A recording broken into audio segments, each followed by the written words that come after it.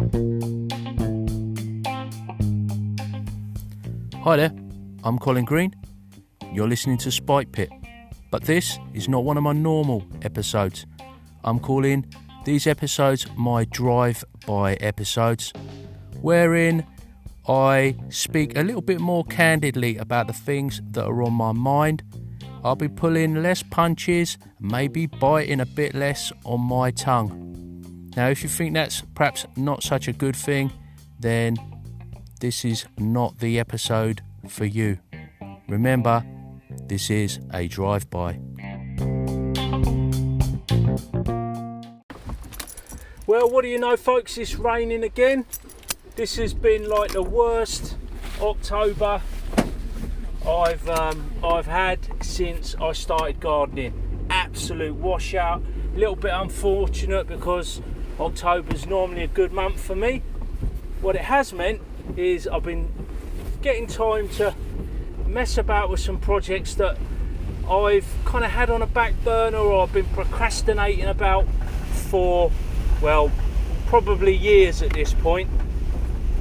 One of those is getting some content up on YouTube. So I've put up one, well, I call it a video, but it's not a video, it's a sort of an image with it's the podcast. So the episode on Seeing in the Dark is a retread remix that I put up there, and I was pleased about that. It's a little bit of a sort of funny little landmark for someone who is not au fait with social media and technology. That was a little bit of a landmark for me. I've got to find a slicker way of doing it though. I was jumping between computers, and now look, you can hear that rain. I say look. If you can look, I'll be amazed. Oh my goodness, I can barely see the road. So yeah, I thought I'd record this because I wanted to put something out that weren't going to just add to a massive pile of editing. I have been back to playing some miniatures games. Delighted to report. You may be aware that my youngest son, Sonny, he really likes painting, and he's been sort of badgering me to play various miniatures games. And normally they're just not sort of something you can just jump into. So we've done a bit of prep. The game system we've chosen is a Dragon Rampant by Osprey Games. I've mentioned it before, and it's from their War Game series. And the reason I like it is because you can just sort of pretty much grab any miniatures you've got lying around and push them into service. The army list, so it's a sort of fantasy war game. The army list is based on kind of unit types. So you've got light infantry, heavy infantry, elite infantry, light missiles, heavy missiles.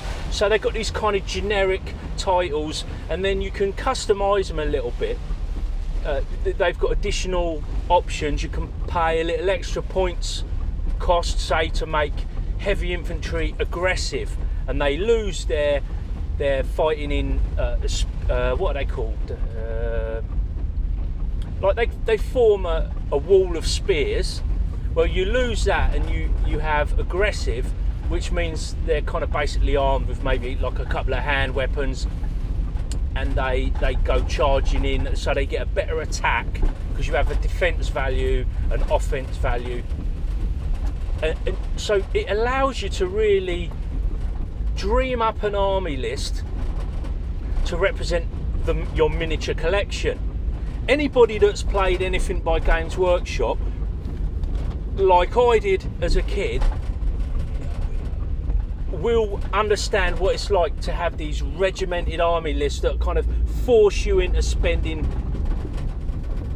bundles and wads of cash to put an army together, like a table legal army. It's all kind of kidology because it's all made up, well, bullshit basically, to get kids to part with their cash.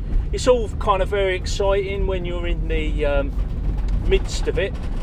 But all the time, new army books, so they're selling you army books, then they're revising the army books. It's got this power creep that goes on, and really, as a bit more of a cash-strapped adult, that is infuriating. I don't like their business model there. I feel they've got a little bit better in recent years with that. They don't seem so bad. I don't know. So we sat down, and what I've got, so to tell you about the ease of the setup, I've just got like, it worked out really well. I've had it for ages. It was a black outlining from the back of a long curtain. So it's pretty big. It's kind of massive, really.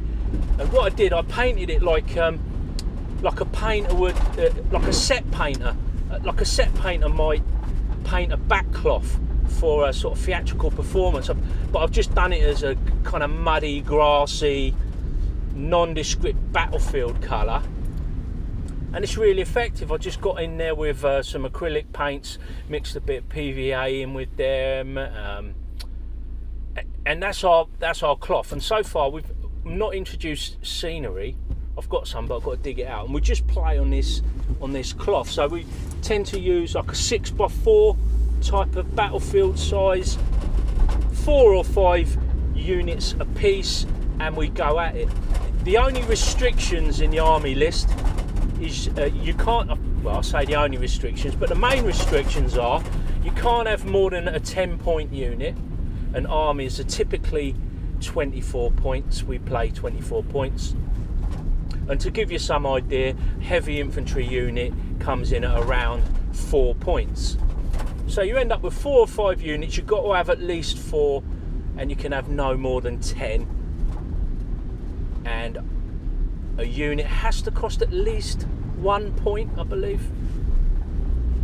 So Sonny absolutely loved it. We played it last night.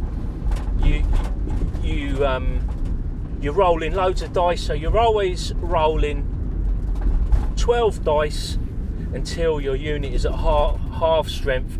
Then you drop down to 6 dice. It's got something else that I like, which is activation rolls. So you never really know if all your units are going to get to act. Some units are more disciplined than others, so you have to sort of think about the order in which you activate your units. So there's a little bit of excitement and decision making. There's a fairly nifty rule that doesn't allow units to get, at no point in time are you to have 2 units within 3 inches of each other unless they're fighting, and that cleans up a lot of tricky rules around movement. And something like Warhammer Fantasy Battle back in the day used to get in all sorts of a mess with some of those rules. Likewise with turning and facings and line of sight, all of that stuff is really simplified. So I think it's a super nice entry-level war game that can use, I mean, you could use Lego miniatures, you could use anything, action figures.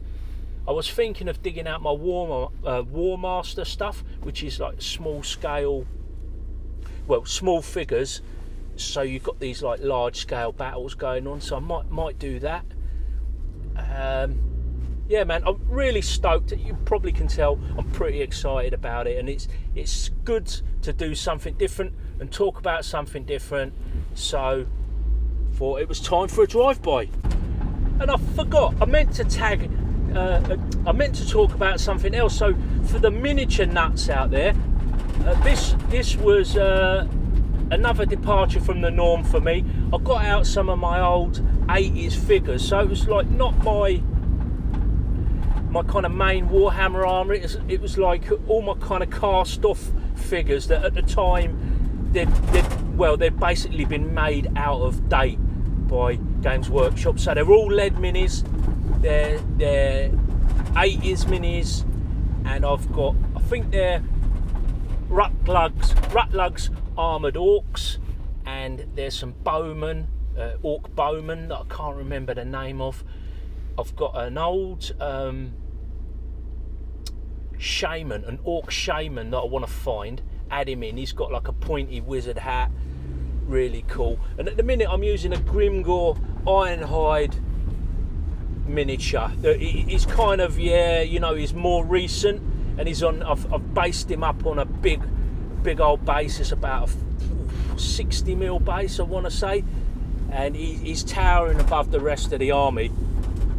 And it's a really cool miniature, and I want to paint it and everything, but I feel he might be a little bit out of place. I was going to use these Black Hawks that came out around the same time as this guy. Really cool Black Hawks, super meaty. Some of the last metal miniatures that I remember picking up before everything went to plastic. And I was going to have them as like an elite foot unit with the leader. I'll still do it, but what I've got also is some old 80s orc big uns with hand weapons. I'm going to make them aggressive, heavy foot, and they are going to be kind of the centre of the unit, the kind of the grognards, the old guard who hold it all together for the orcs. So I'm actually pretty excited about this. I've been rebasing old square-based figures because this system works nicely with round bases. I always felt round bases look nicer. I can use the miniatures. I don't know, they just, unless you rank up square bases into units, I just think they look a bit rubbish. Not a fan. So I was breaking out. This was quite hard. I had to break off the old bases, and I was a bit in two minds about doing it. I broke off the old bases. I've rebased everything on round bases now. You don't have to do that. Of course, you don't have to do that. But me being me, I wanted it to be a certain way. I had an aesthetic in mind that I wanted to kind of go with, and that's what I did. So super excited. Classic Citadel miniatures, Orc Army for old Spike Pit. And I won last night. But he killed my giant. Damn.